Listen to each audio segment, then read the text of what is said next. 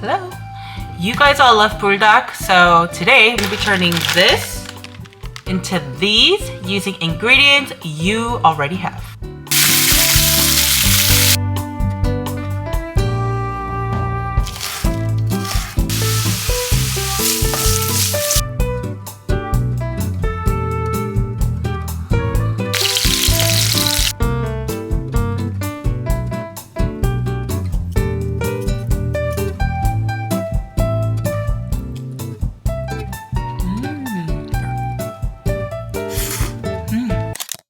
I just came back from Pilates, that's why I look like this. I promise I showered last night and I don't know what's going on with my hair. But anyways, the things I do for you guys love my buldak or ramen series. Last time I compared buldak carbonara versus rosé.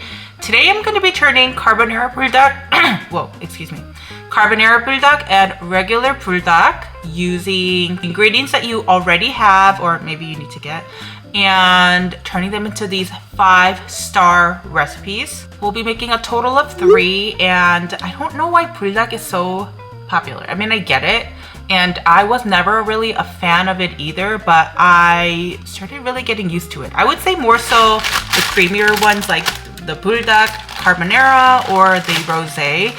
The regular ones, I don't know how you guys eat that, because that thing will actually send you to the hospital. It's so spicy. So I will be focusing on protein in this video. Buldak is not necessarily the most nutritious. I mean, you look in the back and like all that it's made up of is sodium and carbohydrates. Oh, there's actually 8 grams of protein in this. I'm like shocked. So let's get started and turn $2 buldak into a 5-star meal and nutritious. We've all been there. It's late, the cravings are hitting, and nothing but that signature buldak heat will satisfy. But today we're moving past the basic boil and drain. I'm taking the world's most famous instant noodles and elevating them into 3 distinct restaurant quality meals. Recipe number 1 is the ultimate comfort bowl, Soupy carbonara buldak with crispy pork belly. For the topping, let's chop up some green onion and attempt to soft boil an egg. It ended up fully cooking though. It's all good. Let's add some more texture to this. Thinly sliced pork belly goes into a cold pan. Let that fat render out slowly until the edges are golden and shattering crisp. Normally, people like to enjoy buldak carbonara with beef, whether it's steak or cheddar, which is thinly sliced beef, but I wanted to try with pork today. While that's sizzling, let's make a carbonara buldak. The noodles shouldn't fully cook. Cook it till al dente because we're also going to be cooking it with the cheese and the sauce packet that it comes with once more. And here's the secret, instead of draining all the water, leave a shallow pool of starchy noodle water because this is going to be soupy. Stir in your sauce packet and powder, and then the game changer, a generous swirl of Kewpie mayo. It transforms the sharp, stinging heat into a velvety, hugging glow. Let's assemble our bowl. Lay your soupy buldak noodles into a bowl and top it with a generous amount of pork belly. Place your egg, wherever it looks pretty, and a very healthy amount of green onions. I wanted to add more color, so I'm going to layer on some crunchy chili onion from Trader Joe's, but that's optional because it can get really spicy. This dish is smoky, it's spicy, and it's the ultimate hug in a bowl.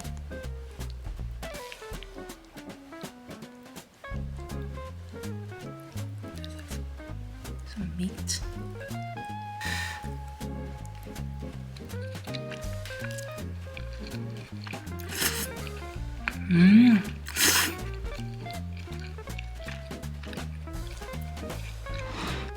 It's actually a little insane with how good this is. I've been to some like Japanese ramen spots where I'm like, this does not taste good. This tastes way better.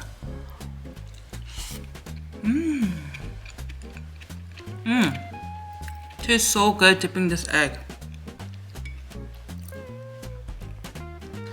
Like this.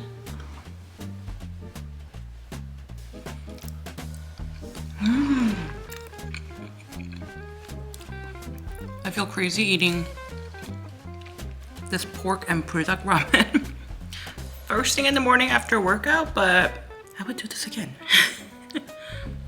I'm not gonna say it's not spicy. It is a little bit, but I mean, the water and the Kewpie meal really helps.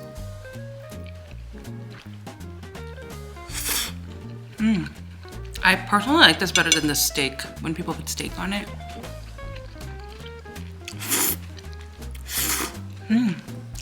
This video is already off to a great start. Recipe number 2 is the viral fusion. It's silky tofu, Doubanjiang pork, buldak noodles. Like, I don't even know what to call it. Creamy tic-tac udon is essentially a deconstructed mapo tofu with udon noodles. This sauce is simply silken tofu blended into a creamy, thick sauce that's poured straight over hot udon noodles and saucy, spicy ground pork. It looks like heavy cream, but it's packed with protein and has this incredible earthy lightness.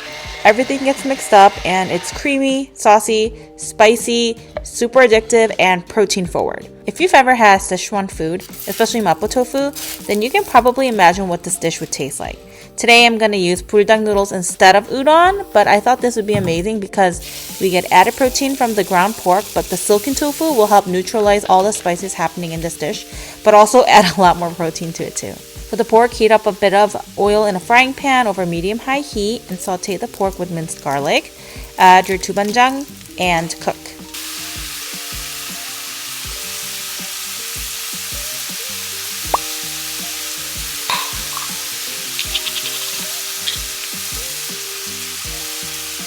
Stir it occasionally until the pork is cooked through. The smell is incredible. It's like funky, salty, and deep. Cook your buldak noodles until they're al dente, but that's honestly preference. I mean, the first recipe we cooked it al dente because we were going to cook it more. And this is the same, but overall, I just like my noodles a little bit more hard, not super soft. But I know there's always two sides to this, so comment down below which one you are. Do you like your noodles a little bit more with more of a chew, or do you like it very, very soft where you basically don't need to chew? And let's get plating. First, lay the buldak noodles in your bowl and then add the blended tofu cream sauce. Next, add a good amount of the pork on top.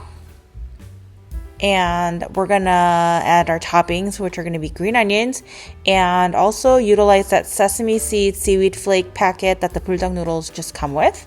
You get the double hit of spice from the doubanjiang and the buldak sauce, but that tofu silkiness acts like a fire extinguisher for your palate. It's sophisticated, high protein, and honestly, better than the original.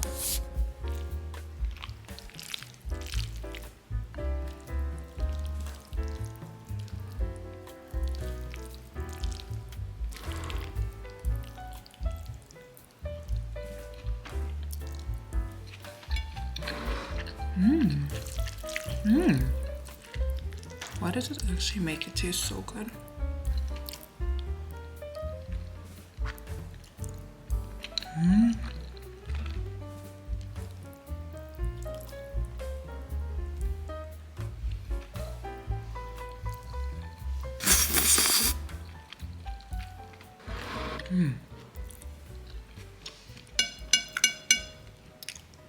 Finally, we're going coastal Italian, sort of. This is a refined take on carbonara buldak that feels almost like a bistro pasta. Let's make my shrimp and ricotta carbonara. We start with succulent shrimp. Pan fry them with olive oil until they're pink and snappy. Set those aside and make sure not to overcook them, because that never tastes good.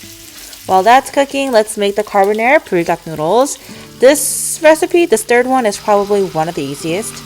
You see, unlike processed cheese, ricotta adds these little clouds of creamy texture that don't fully melt into the sauce. It creates these pockets of cool relief against the spicy noodles. So I didn't want to add it into the buldak noodles because I thought that it might look a little grainy and messy. So I decided to top it. So let's hurry on to the step of plating by adding our noodles to a bowl. I ate like 2 shrimp, so add your remaining shrimp on top and add dollops of ricotta in between. The color contrast is just honestly so beautiful. I wanted to add a little bit of arugula on top, but this will do. I believe it's kale and broccoli microgreens. That's what I had in my fridge. And then let's also add a little bit of crushed red pepper flakes.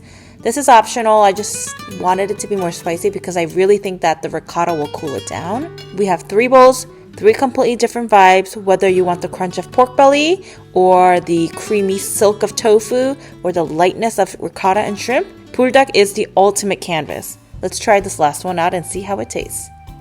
What does this look so fancy?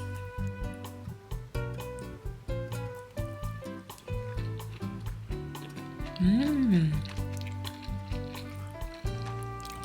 Mmm.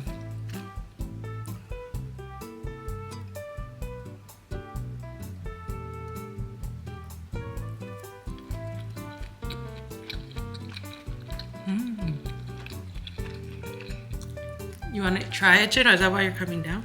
I'm hungry now. Oh.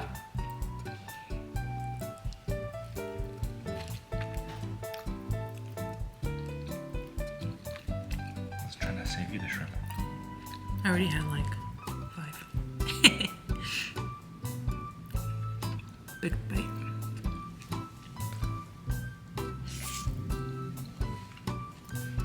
It's with ricotta cheese. Which one did you like the best?